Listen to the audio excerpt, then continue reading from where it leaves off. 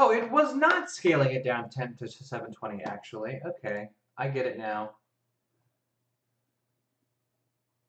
I get what's going on. I'm picking up what you're putting down.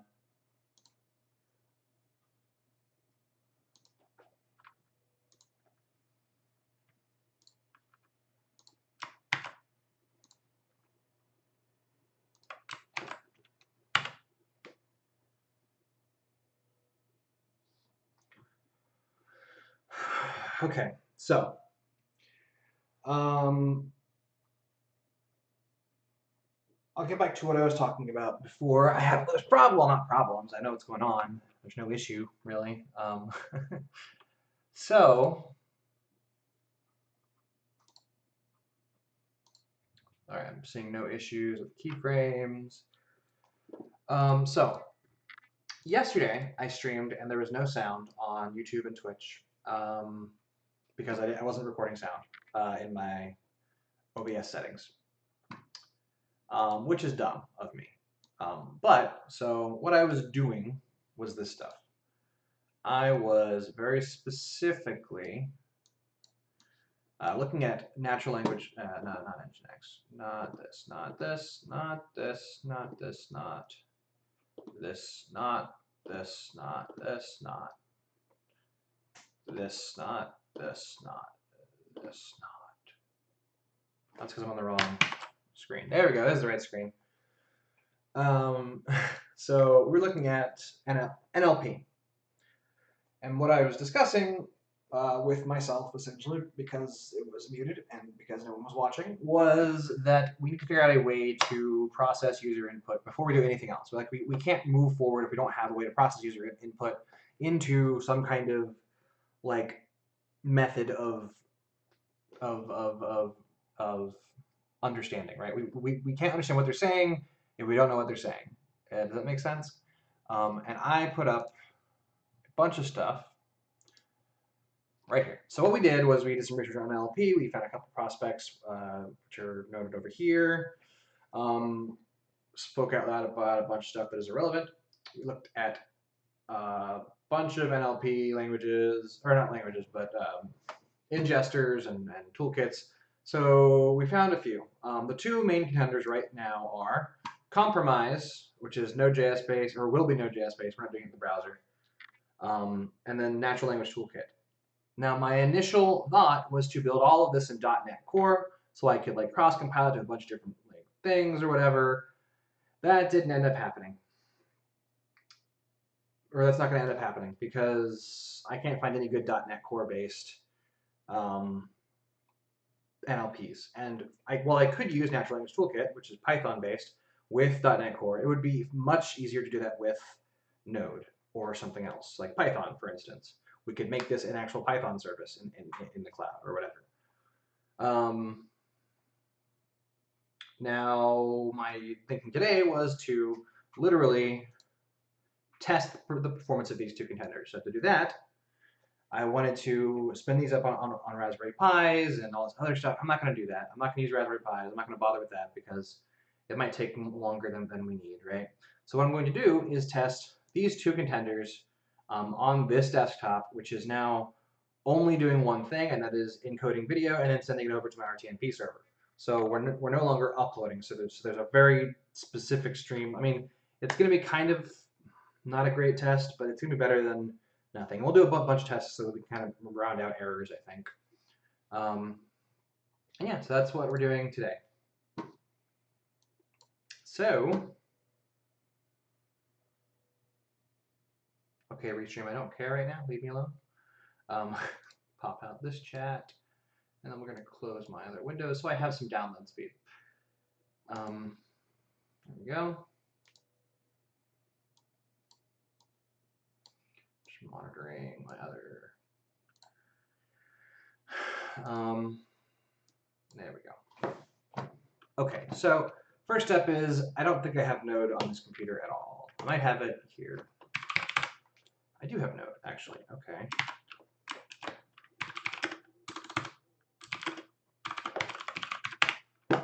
It's version 4.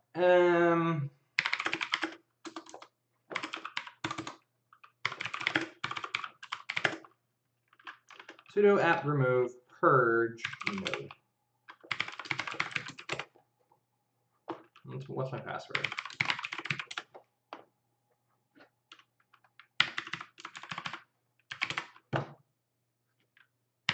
Let's get a new version of Node. How does that sound?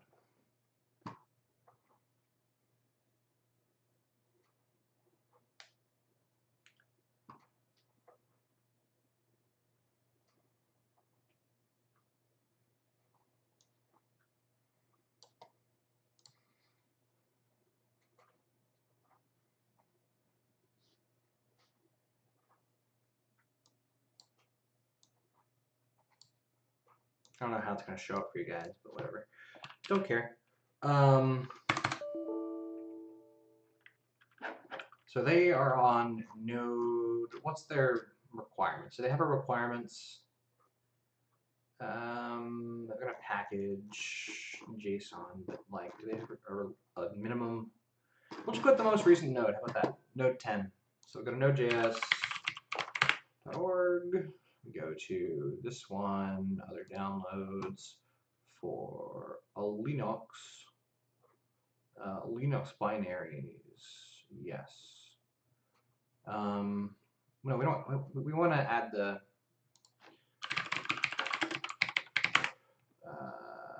Here we go. No, I want the commands to get the most recent. Here it is. No, because it's good. So if I look up.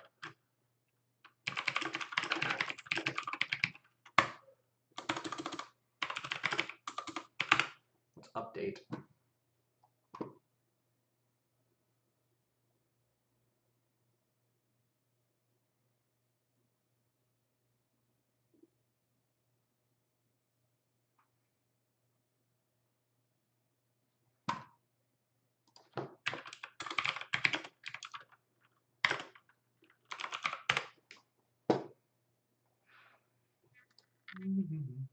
This is what I was looking for before. This is going to be Debian and Ubuntu base. So yeah, here it is. This is what I was looking for. It's never a good idea to copy and paste sudo -e bash blah blah blah blah, yeah, whatever. I know.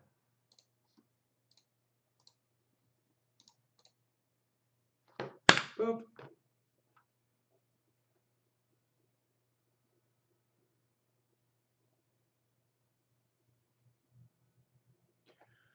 I don't know if you guys can see what I'm doing. I don't have the stream up anymore. Let's just move this over to here. Yeah, there we go. You guys can see what's going on now.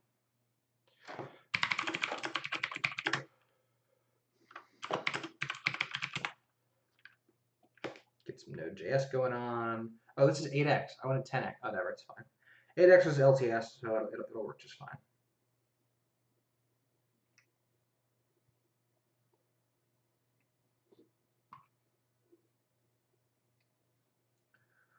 While it's doing that, simultaneously, let's go ahead and sudo pip install.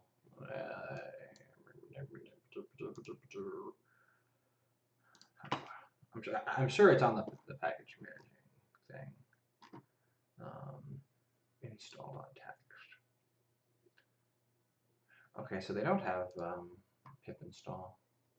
Oh, they do.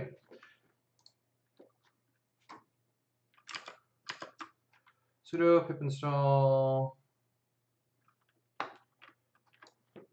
nltk. I don't know what -u does, so I'm not going to use that. I keep putting the wrong password here. Used to work.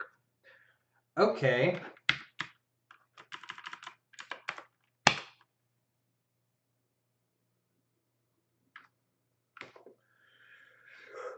That's right, we don't want to be using pip anyway. We want to be using pip3 because we're using Python 3. If we do use it at all, I mean, and they do, so they're requiring 2.7, 3.4, 3.5, 3.6, I believe, are.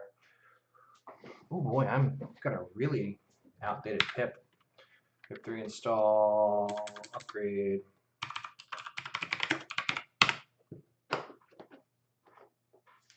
shouldn't take too long. Famous last words. NPM.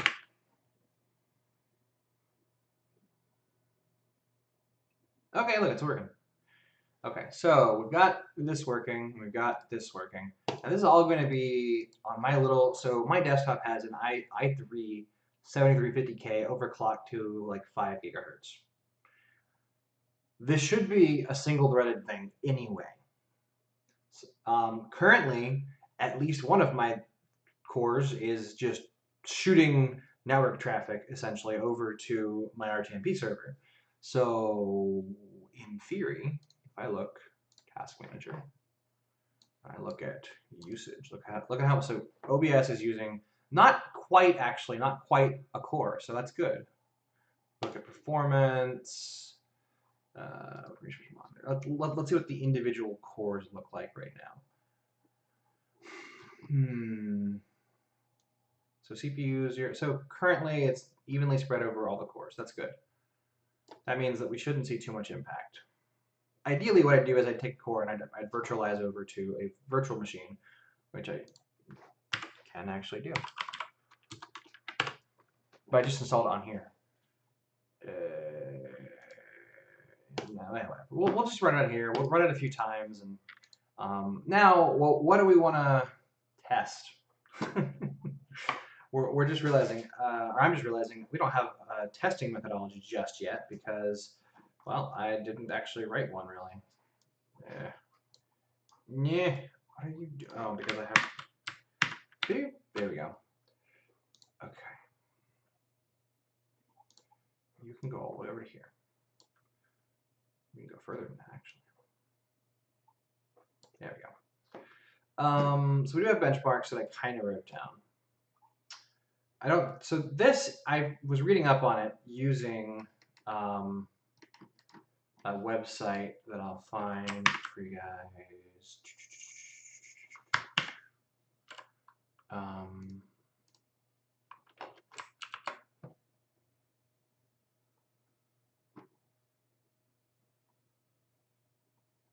You guys can see my history. Oh no.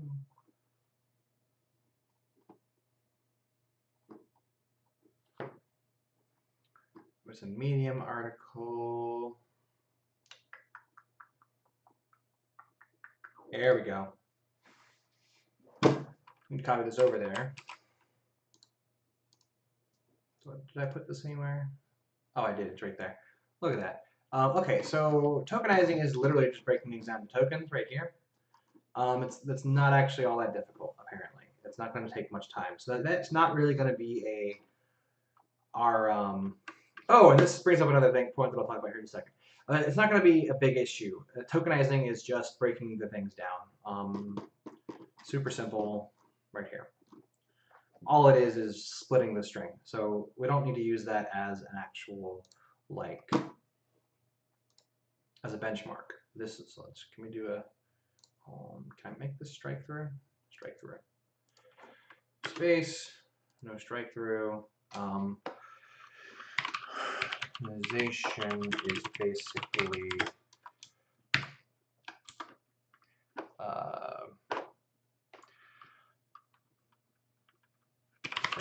split.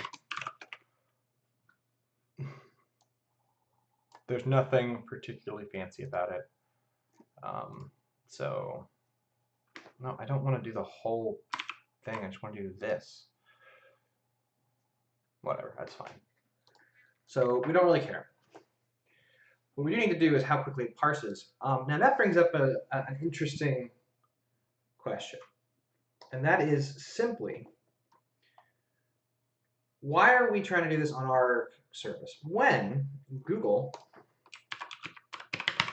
has what I remember from a few years ago, and didn't remember when I was making the video last night, but now do remember, Parsey McParseface. And a new one that so I haven't finished reading this article yet, and I really need to, but then there's Parsesaurus apparently. So I don't know what this is going to entail, but what I want to do today is, after we test these things, because realistically it's probably Google service will probably cost money, I want to try to use in this case, I guess Parsi source. So it looks like it is a model that I can use with other and or NLP frameworks. So I might be able to just plug this into a natural language toolkit or to Compromise and just have it work. Maybe we'll see, right?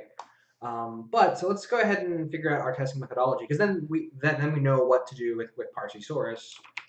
I'm just going to put this as a link. It's an AI blog.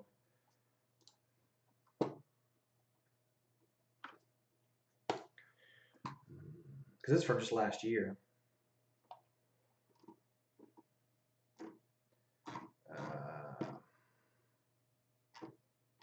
So this will, I'm willing to read this later. And look, it can parse other languages apparently. So let's take this and put it over there.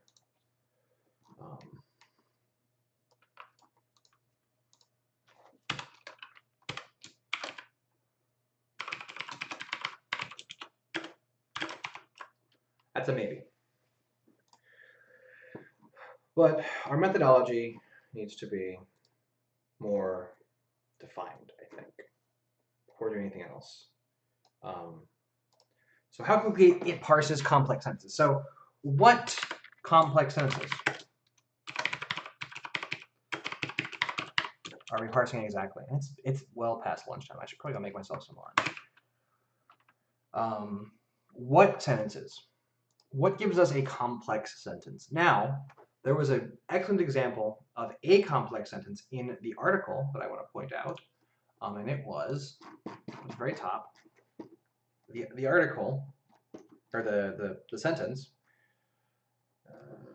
where is it?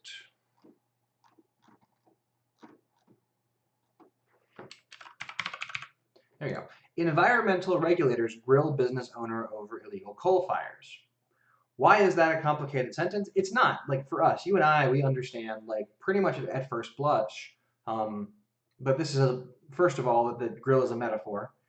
And it's, you know, for interrogating, it is actually a synonym now of interrogating, but they're doing coal fires, so it's kind of a play on words. It's a pun. They're grilling the business owners because they were doing illegal coal fires. But is this the business owners being grilled over, like, literally over an illegal coal fire created by environmental regulators to grill them on? Or is this the environmental regulators grilling, interrogating business owners over illegal coal fires that the business owners were burning? You and I know which one it is. We do. Like, frankly and simply, we know what it is. A computer doesn't. It's ambiguous. And it's really ambiguous, actually, when you really think about it. It is, from a computer's point of view, it's completely ambiguous. It does not know. Fortunately for us, our game doesn't have to actually worry about this type of language. Whereas yesterday I was talking about how we're not really going to be doing verb object, like straight up verb object. I don't remember where I put that, but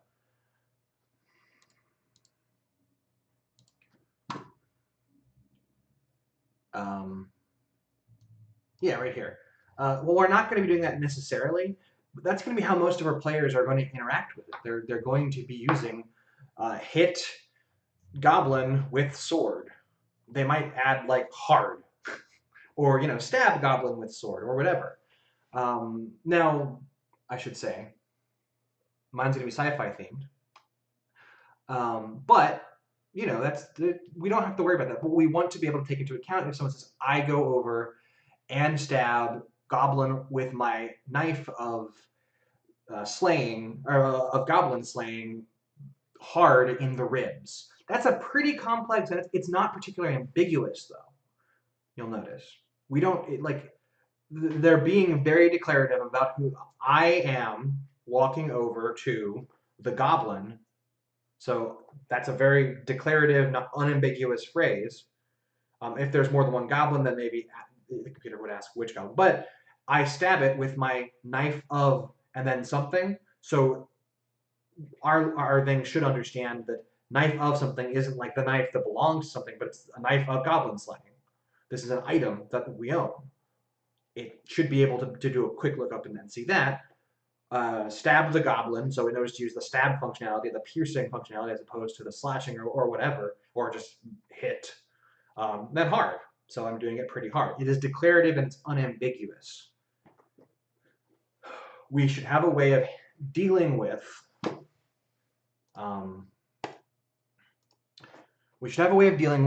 the actual, like the eventuality of an ambiguous phrase. Like, we shouldn't just assume that we want to grill the goblins over an illegal coal fire, right? What if someone's like, I want to go grill the goblins about the fire? That could literally be, you're literally grilling them about the fire. Like, to move about is to move around the fire. If you're grilling them near a fire, they could be grilling the goblins and cooking them. We don't want them to do that. We want to ask them, okay, did you mean to grill as in to interrogate, or to grill as in to literally cook and eat them? I guess you just don't have to eat them. You could just cook them. So that's going to be our little...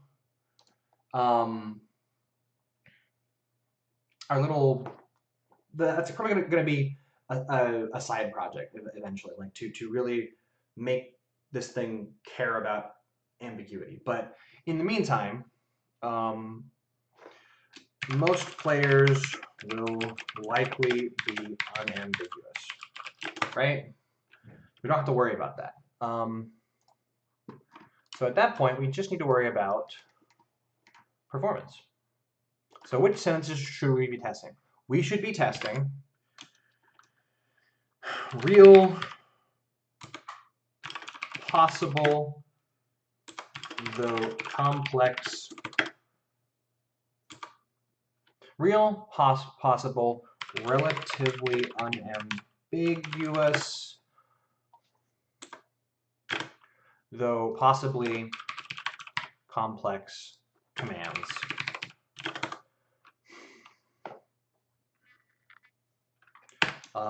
So I go to the goblin and stab it hard with my knife of goblin slaying. Right? So we want to be able to parse that. And the reason why I'm still, even though I'm making it, I want to make my game a sci-fi game, but the reason why I'm using this is because I want this to be an open-ended, you can put whatever you want into this. You just have to kind of understand the engine, and then you can put your own fantasy-based game or your own sci-fi-based game or whatever you want into it. So,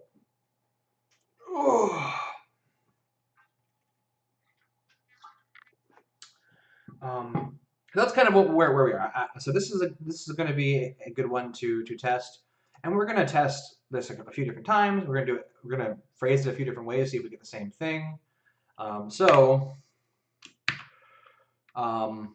Let's say someone's playing an orc or something, and they talk weird. Me go stab goblin hard in face with knife of goblin slaying.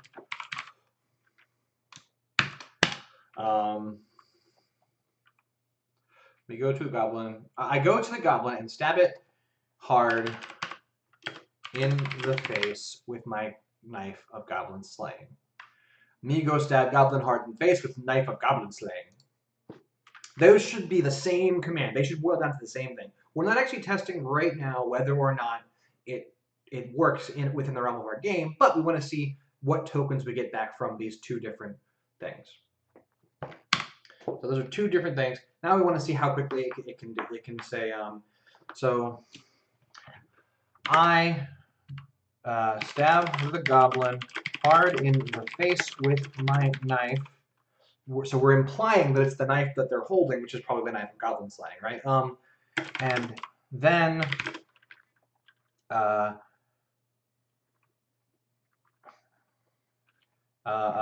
move back to a safe distance. What if they haven't killed the goblin? They want to stack commands up, and it could just be a delimiter though. So we could just cut at hand, right? We could just say, okay, this is going to be a second separate command after thing. And that's one way of pointing out. But for our purpose, we still need to see how quickly the engine can actually tokenize, or can actually, parse this and say, okay, Well, and then here's the second thing. And then might be different than and, right? It might be, so I'm doing this and this simultaneously, or I'm doing this and then this. And that could be ambiguous. Maybe they do mean and then when they're actually just saying and. We need to keep that in mind.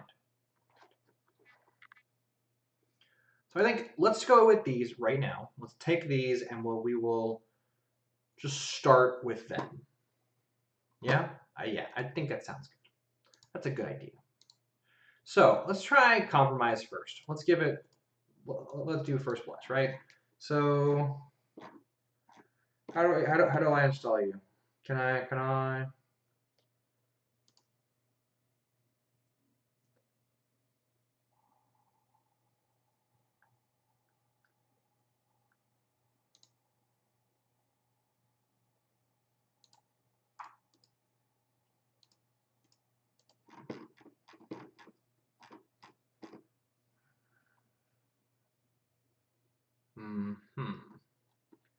So are you on NPM then?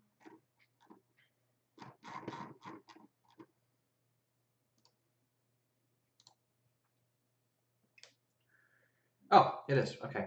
NPM.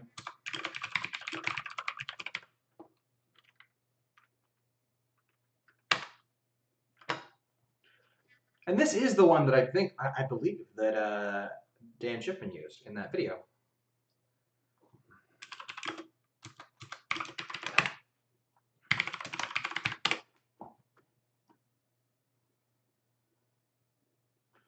All right. So let's go ahead and open up a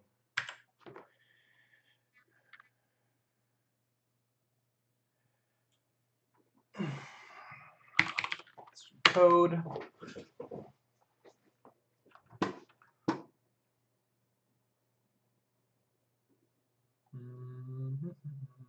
Don't care.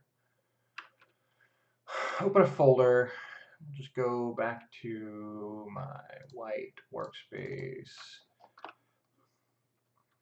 And as you can guess, based on the name of my computer, Dorothy, why my thing is called white, then, you know.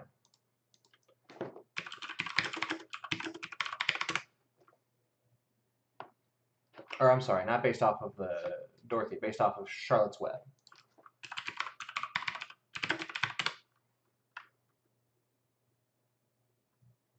Then you get a cookie. I don't know how I'm gonna give you a cookie, but you're gonna have a cookie. Control-Shift-N, testing, NTLM, or Natural Language Toolkit versus compromise. Select folder. Okay, so we want our strings.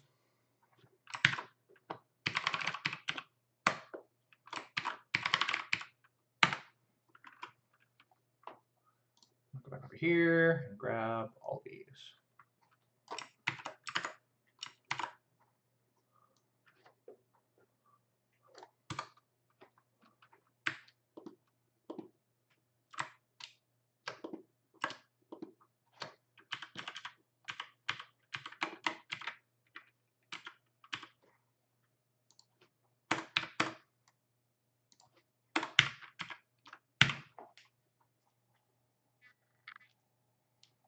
Okay, so those are strings that we're going to test on.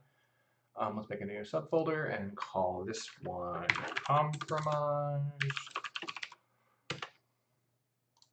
Under you, we're going to make a new file called test.js. Then here we have to like npm init this and all this good stuff. So let's go back over here.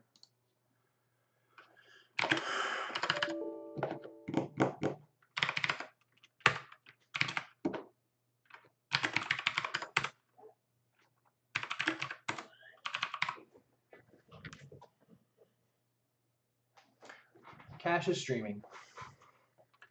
npm init this, compromise, whatever, yes.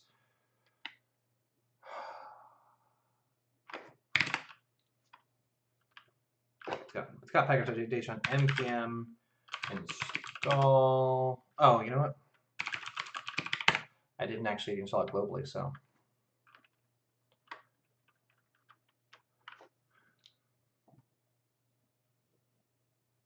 You know what? Let's edit this packet.json. This is gonna be compromised test.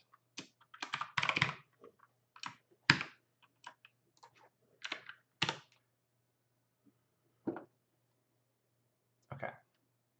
Okay.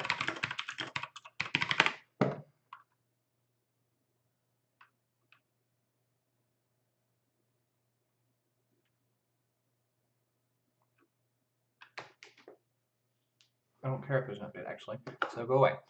All right, so we installed it.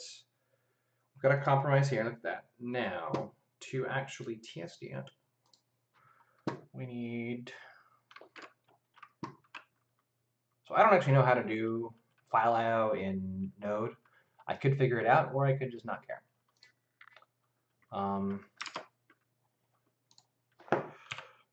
Const or let's call this NLP like they do equals require compromise.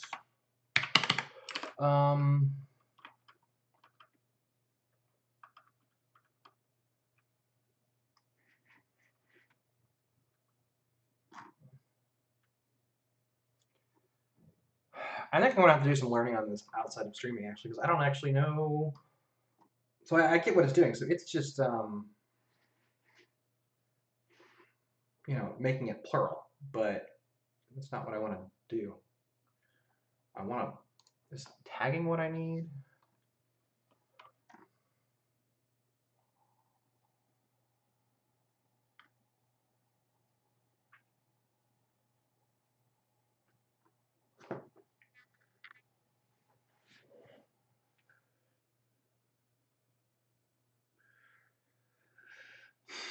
I should probably go finish learning that, or go finish reading that article before I do any more of the streaming stuff, huh? But in the meantime, I don't really need to do that. I'm fine.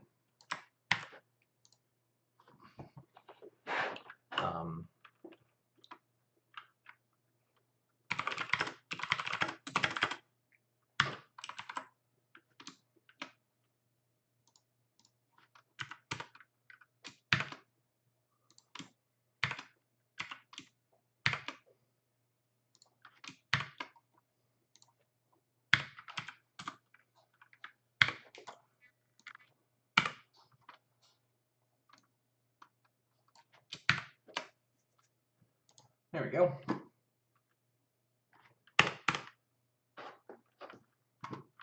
And then, I'm just gonna pull this up in a different screen actually, or off the screen a little bit, because I just wanna, I know you guys can't see it, but that's okay.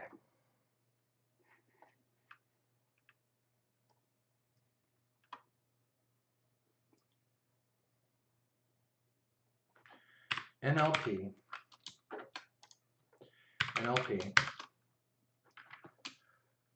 strings 1, 0.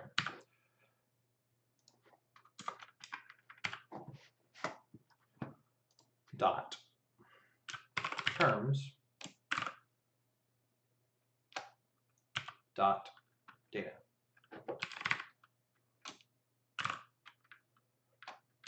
We're gonna do a console.log on this.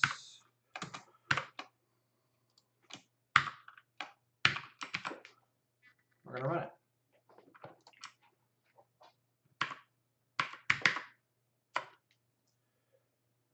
That's PowerShell. I actually don't want PowerShell. I'm gonna bring this up again. Okay, so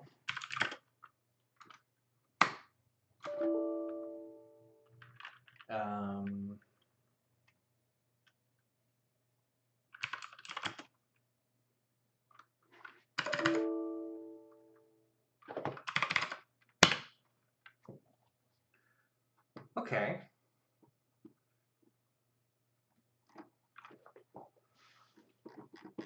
Wow, okay. And that was fast.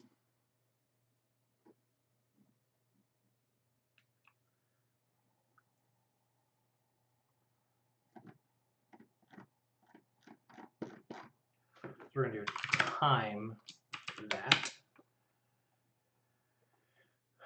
3,000 milliseconds. Or 300 milliseconds.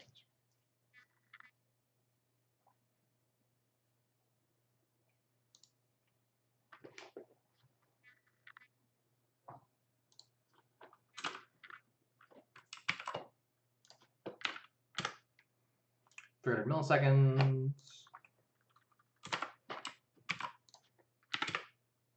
300 milliseconds. It's very consistent.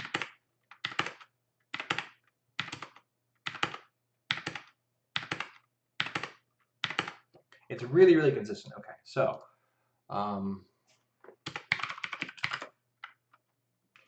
for each strings element, we want to NLP of element. Data.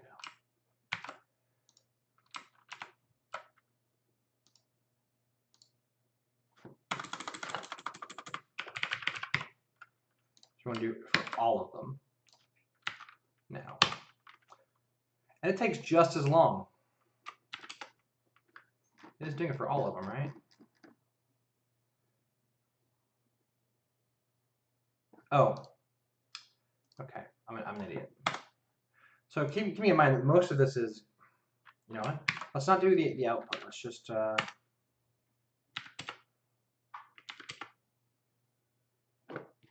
we do console.log.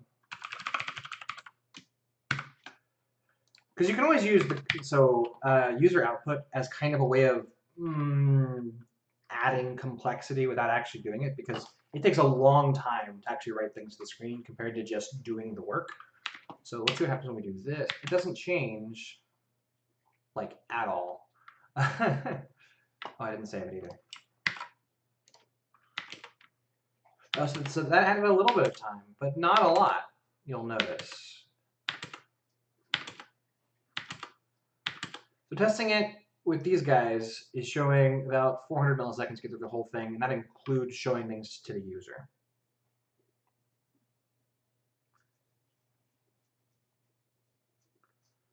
So that gives us enough information, I think, to start on testing NTLK.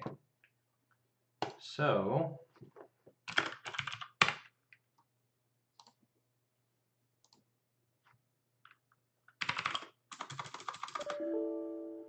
let's find NTLK's stuff. Code.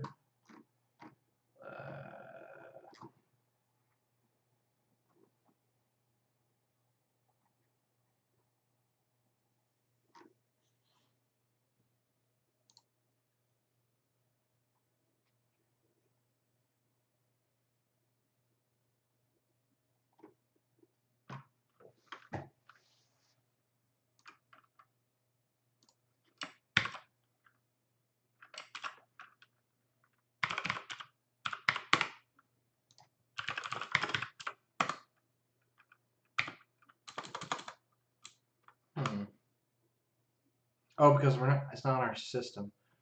Shoot. You know what I can do then? Just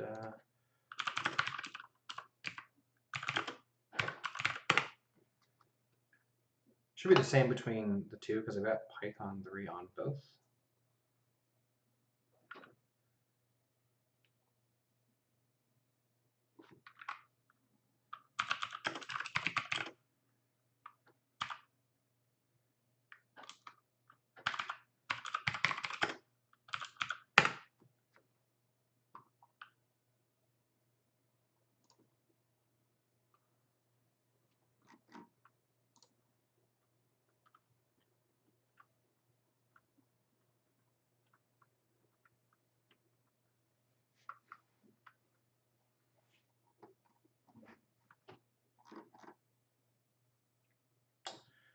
Dang it.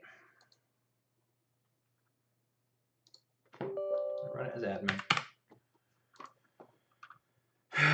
Pip install upgrade pip.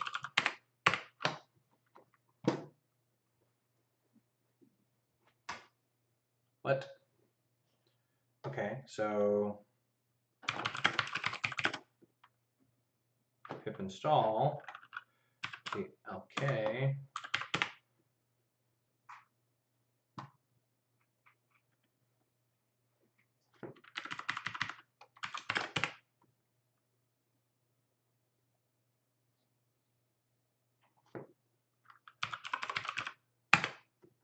I'm on 3.6, which is what they do.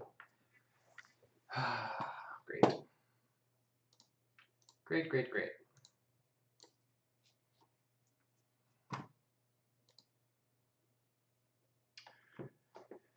All right, I think this has been going on a bit too long.